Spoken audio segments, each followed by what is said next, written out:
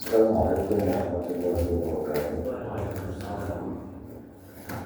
يا ربي المصطفى بلغ مقاصدنا واغفر لنا مضايا واسع الكرم. يا ربي المصطفى بلغ مقاصدنا واغفر لنا واسع الكرم. محمد سيد الكونين والثقلين والفريقين من قرب ومن عجم. يا رب بالمصطفى بلغ مقاصدنا واغفر لنا ما مضى يا واسع الكرم. نبينا الأنبياء النهي فلا أحد أبر في قول الله منه ولا داعي. يا رب بالمصطفى بلغ مقاصدنا واغفر لنا ما مضى يا واسع الكرم. هو الحبيب الذي ترجى شفاعته لكل هول من الأهوال مقتحمين. يا رب بالمصطفى بلغ مقاصدنا واغفر لنا ما مضى يا واسع الكرم.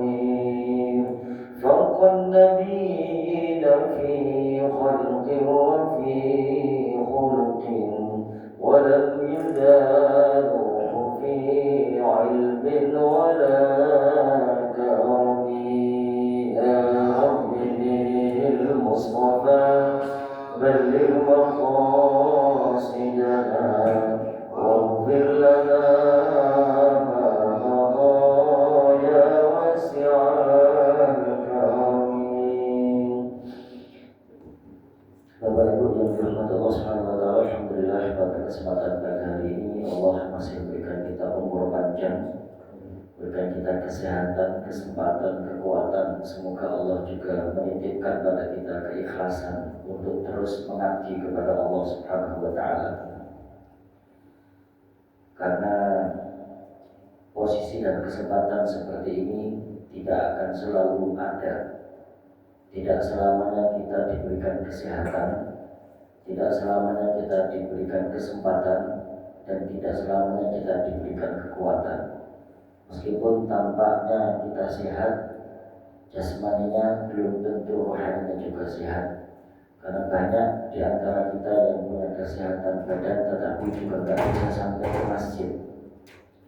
Tidak bisa sampai ke masjid. Jadi orang yang bisa sampai ke masjid, bahkan bisa nyaman di masjid, dalam hatinya selalu ada masjid, itu sudah anugerah yang luar biasa.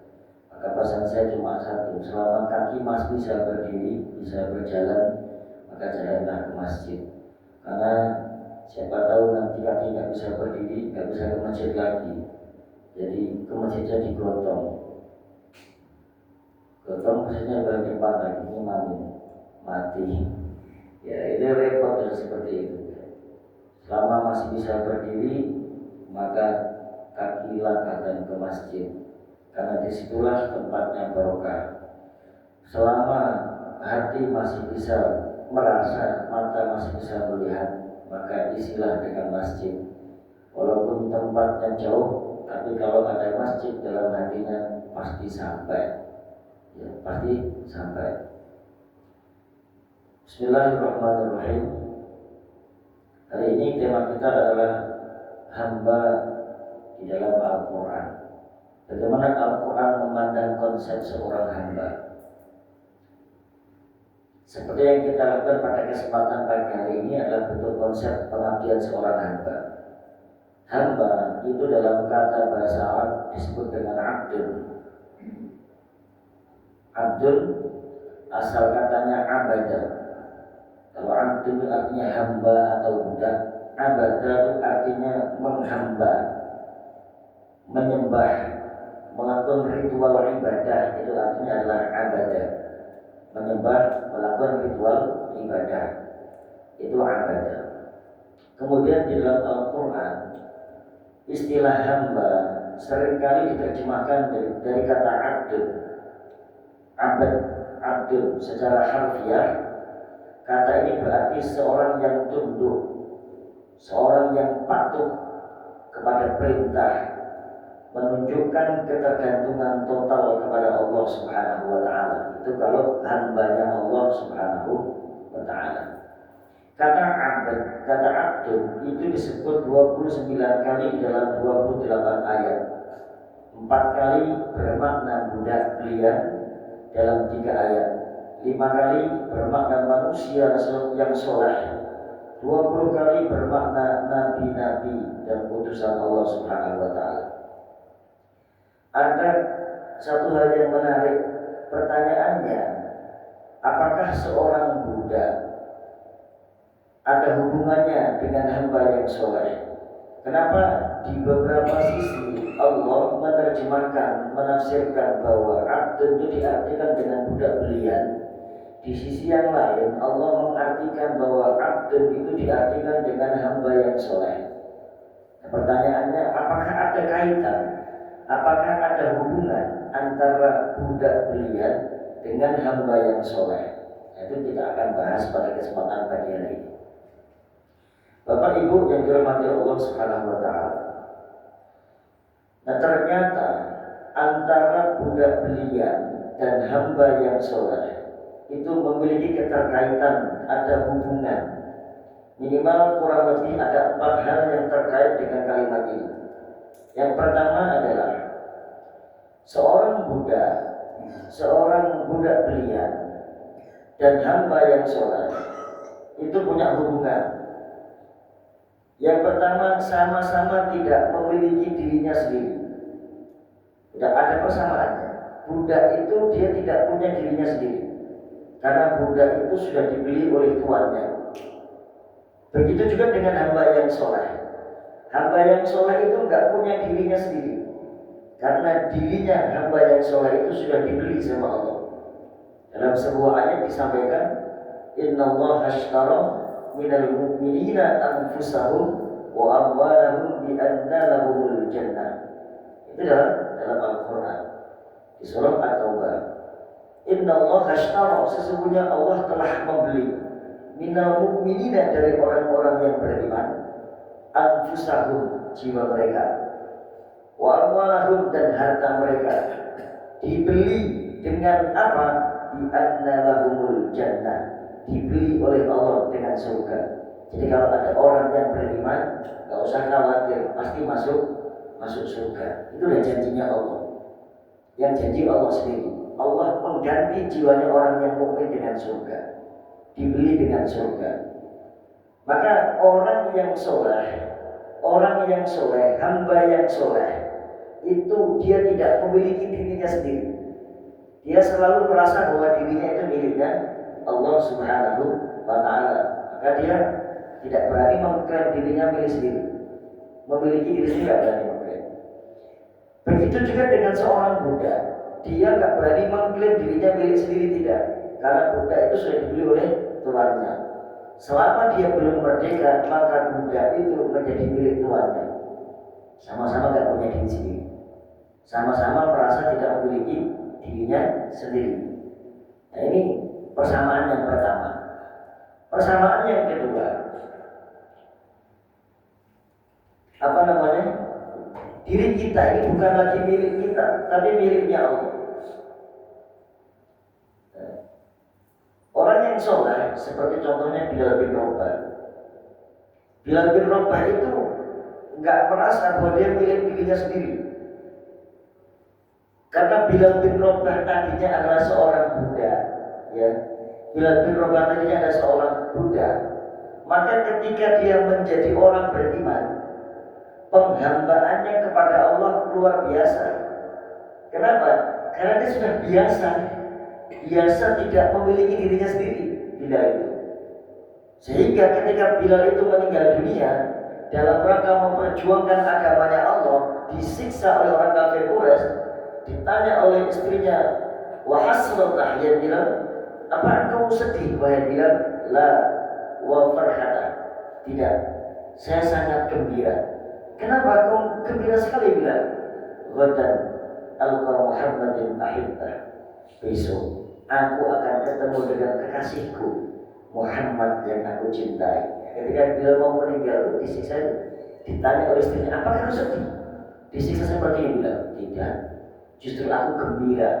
Kenapa? Orang-orang yang menjadi kekasihnya Allah, orang-orang soleh itu syauqan ilal habib, rindu kepada sang kekasih. Kekasih sejatinya adalah Allah Subhanahu wa Ta'ala. Kekasih sejatinya adalah Nabi Muhammad Sallallahu Alaihi Wasallam. Makanya ada sebuah hadis yang sempat saya sampaikan di pertemuan yang lalu. Salatun man kunna fihi wajada halawatal iman. Ada 3 perkara yang bisa menyebabkan orang bisa merasakan manisnya iman. Salah satu di antaranya adalah man kana Allahu wa rasuluhu ahabbu ilaihi mimma siwahuma. Ketika seseorang bisa mencintai Allah dan Rasulullah melebihi dari selain keduanya. Jadi ketika dia punya kecintaan, punya komitmen dalam hati, cintanya kepada Allah dan Rasulullah melebihi dari selain keduanya. Enggak cintanya enggak ada lebih dari Allah dan Rasulullah. Termasuk pada keluarganya, termasuk kepada harta yang dimilikinya, termasuk apapun yang melekat pada dirinya, itu dia lebih cinta kepada Allah.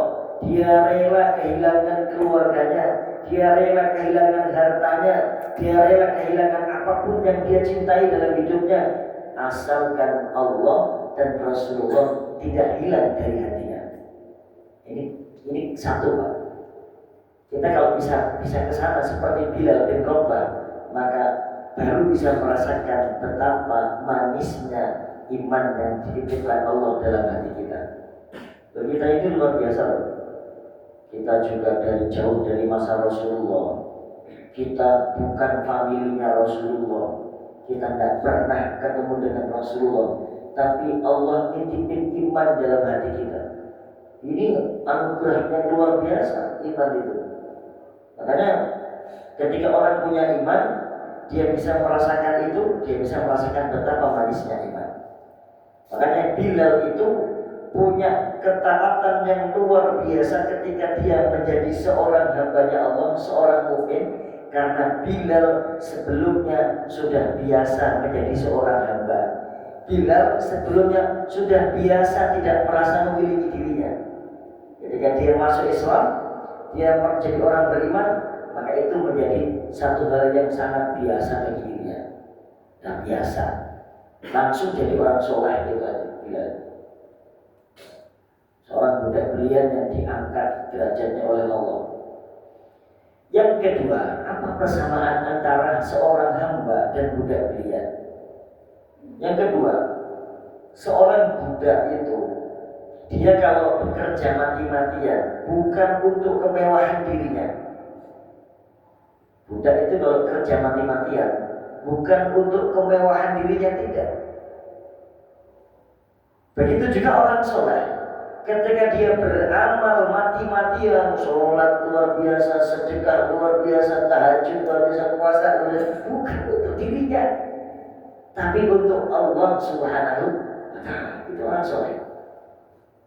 Ya kita Pak, kalau kita amalnya masih bukan untuk Allah, itu berarti belum masuk kategori orang soleh. Makanya dalam hikam itu Ibnu Athaillah As-Sakandari pernah menyindir kita. Apa sindiran beliau? Ada orang yang selalu terjebak kepada amalnya. Itu disindir Ibnu Athaillah, min alamatil iktimadi alal amal nuqsanur roja'i 'inda wujudiz zalal. Min alamatil i'timadi 'alal amal, sebagian dari tanda-tanda orang yang senang iktimat kepada amal. Iktimat itu gantung pada amalnya, merasa punya amal, akhirnya dia menggantungkan kepada amalnya, sehingga dia lupa menggantung kepada Allah, akhirnya gantungnya kepada amalnya, sudah yakin kalau dia akan masuk surga karena amalnya. Nuqsanur roja inda wujudi zalal, menyebabkan kurangnya roja, kurangnya harapan kepada Allah Subhanahu wa taala ketika muncul satu kesalahan. Ini terjadi karena dia salah gantung. Nah, ini sama dengan konsep seorang Buddha. Buddha itu bekerja mati-matian bukan untuk kemewahan dirinya. Seorang hamba yang soleh beramal mati-matian bukan untuk dirinya, tetapi untuk Allah Subhanahu wa ta'ala. Maka perintahnya di Quran, wa ma umiru illa liya'budullaha mukhlishina lahuddin. Diperintahkan oleh Allah untuk beramal secara ikhlas. Dan saya sering sampaikan itu. Ketika ada orang kemudian beramal masih ada pamrihnya, berarti itu belum termasuk kategori hamba yang soleh. Kenapa? Karena hamba yang soleh itu inna lillahi wa inna ilaihi raji'un. Dirinya miliknya Allah dan semua yang dilakukan adalah kembali kepada Allah. Kita udah bisa kenali belum? Itu pertanyaannya. Nah, kalau kita sedekah itu ya misalnya nggak disebut di pengumuman biasa saja lah, gitu kan? Kalau nggak disebut itu kok nama saya nggak disebut, itu belum innalillahi wa inna ilaihi raji'un. Terus kemudian kalau namanya gelarnya nggak disebut biasa saja lah, gitu kan? Ya, kita tuh sebenarnya nggak berhak pakai gelar apa-apa, gitu kan? Gelar itu kan hanya tampilan luar saja, yang sebenarnya inti amalan ada di dalam dirinya. Harus innalillahi wa inna ilaihi raji'un. Nah, seorang Buddha itu ternyata sama dengan seorang hamba yang soleh, sama-sama tidak bekerja untuk dirinya, tapi bekerja untuk tuannya. Bekerja untuk tuannya. Yang kedua, yang ketiga, apakah sama antara Buddha belian dengan hamba yang soleh? Yang ketiga, seorang Buddha tidak akan protes pada tuannya atas pemberian dan perlakuan pemiliknya kepada dirinya. Buddha itu mau diperlakukan seperti apapun gak pernah protes. Dia yakin bahwa tuannya bijak, adil kepada dirinya. Itu seorang Buddha. Begitu juga seorang hamba, gak boleh protes kepada Allah atas pemberian Allah. Itu dimaksud oleh Allah bahwa kita harus senantiasa ar-ridha bil qada'i wal qadari wa qismatillah. Itu dikutip, dijelaskan oleh Imam Ghazali dalam Ayyuhal Malak, kitab yang sangat kecil, bahwa salah satu sikap seorang hamba itu adalah ar-ridha bil qada'i wal qadari wa qismatillah. Ridha kepada qada, ketetapan Allah, wa qismatillah wal qadari, dan ukuran kadarnya Allah, wa qismatillah, dan bagian yang ditetapkan Allah kepadanya. Ya maka enak Pak. Ini satu bagian ini gak enak. Kalau kita kan pengennya ya lahir itu ya jadi orang kaya, dilahirkan jadi anaknya orang kaya, kalau perlu anaknya presiden gitu kan. Terus kalau nikah ya nikah sama orang yang paling cantik gitu kan. Terus kalau bisa ya nggak satu gitu kan. Itu kan pengennya kita. Tapi ternyata kebahagiaan yang ditetapkan Allah itu nggak begitu gitu kan. Ternyata kita lahir tidak dari orang kaya, ya orang miskin, ya itu kan nggak bisa pilih. Lahir dari orang kaya atau orang miskin itu nggak bisa pilih gitu kan. Ya sudah ketetapan Allah. Ternyata kita dilahirkan dari orang yang biasa saja, orang miskin lah, yang biasa, bukan orang kaya. Kemudian istri ya diberikan ya cukup lah satu saja, agak banyak gitu kan. Pengennya kan banyak gitu. Ya, jadi kalau hilang satu punya stok satu, dengan satu sudah kalau pengennya gitu stoknya usianya beda-beda gitu kan. Yang agak tua, yang muda, yang paling muda, yang kecil. Jadi kalau usia kita nambah masih ada yang muda, pengennya gitu. Tapi ternyata nggak begitu. Ar-ridho bil qada'i wa qadari wa qismatillah nggak begitu. Pengennya mobilnya ya enggak mobil yang jelek, mobilnya yang bagus itu kan pengennya. Tapi ternyata ridho bil qada'i wal qadari nggak begitu. Qada, qadar, kismahnya Allah nggak begitu. Nah, sebagai seorang hamba ya harus ar-ridho, harus ridho pada ketetapan Allah. Pengennya umurnya masih 1000 tahun, ternyata gak nyampe 1000 tahun, 50 tahun sudah dipanggil sama Allah. Pengennya selama hidupnya dia kuat terus, ternyata enggak. Umur udah 40 tahun, naik ke 50 itu udah pada ringsek semua. Badannya rasanya gak seperti ketika dia masih berumur 30 tahun. Ya pengennya sih nikah lagi, tapi kan udah gak kuat kan. Itu gak kuat badannya gitu kan. Itu sudah takdir ketetapan Allah gitu kan. Bagaimana? Ya harus itu. Pindah makom. Makomnya kemana? Makomnya sekarang banyakin ibadah, bukan kebanyakan gaya. Karena untuk gaya sudah kalah sama saya yang muda kalah. Ya. Sekarang saatnya Anda banyakin ibadah, banyakin zikir, banyakin baca Quran, banyakin di masjid lah, gitu. Gak kebanyakan kelayapan di tempat lain, gitu. Karena sudah pindah makom, gitu kan. Ketetapannya sudah berbeda. Nah, seorang hamba gak bisa protes seperti itu. Sama, seorang budak juga gak bisa protes sama tuannya. Yang keempat, ini kan pernah saya ceritakan kalau nggak salah. Dulu saya pernah ngisain tentang perjalanan malaikat Jibril yang sowan kepada seorang hamba yang hidupnya dihabiskan untuk ibadah, ternyata dimasukkan ke neraka. Ini kisah itu yang menjembatani gitu.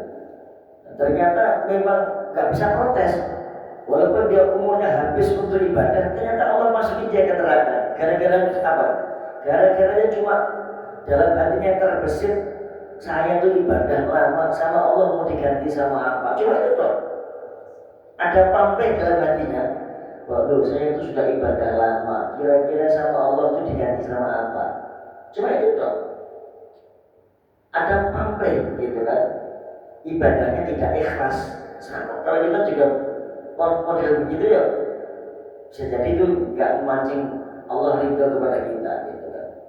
Maka jawabannya itu adalah ar-ridho bil qada'i wal qadari wa qismatillah. Pengennya orang tua kita nggak mati, tapi ya harus gantian hidup itu ya. Keluarga utuh semua, nggak ada yang meninggal. Ini satu bagian ini kayaknya gampang, tapi kalau sudah ngalami berat Pak. Karena saya ngalami sendiri.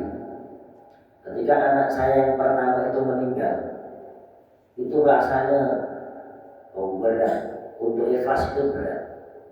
Karena itu anak yang kita harapkan, kemudian kondisinya lagi lucu-lucunya, terus meninggal, diambil sama Allah. Padahal kalau kita rujuk ke sini, inna lillahi wa inna ilaihi raji'un, itu miliknya Allah. Harusnya kan ar-ridho bil qada'i wal qadari wa qismatillah. Tapi untuk menuju ke sana itu berat sekali. Jadi kan akan bisa merasakan ini kalau sudah ngalami. Ya sama kayak aqua ini lah. Aqua ini seger. Tapi kalau panjenengan cuma tak kasih tahu seger, nggak pernah minum, ya nggak bisa ngerasain. Tapi kalau aqua seger kemudian jangan minum, Anda tahu rasa segernya aqua. Gitu. Sama seperti itu. Nah, yang bagian ketiga ini memang kita nggak bisa protes kepada Allah. Yang keempat, kalau punya uang, seorang budak itu pasti pengen membeli kebebasannya. Dia nggak pengen selamanya menjadi seorang budak. Dia pasti pengen memerdekakan dirinya supaya generasi selanjutnya itu menjadi generasi yang merdeka, seorang budak. Begitu juga orang yang soleh. Orang yang soleh itu selalu khawatir dengan kemerdekaan keturunannya. Dalam Al-Quran, wal yakhshal ladzina law taraku min khalfihim dzurriyyatan dhi'afan khafu 'alaihim falyattaqullaha wa yaqulu qawlan sadida. Takutlah kepada orang-orang yang ketika engkau tinggalkan mereka dalam kondisi lemah. Jadi orang mukmin itu, orang yang beriman itu, orang soleh itu selalu takut kondisi keturunannya. Jangan-jangan nanti keturunan saya lemah. Maka orang-orang soleh itu selalu memperhatikan masa depan, persiapannya anak turunnya. Bapak Ibu sekalian, kalau memang panjenengan termasuk kategori ini, berarti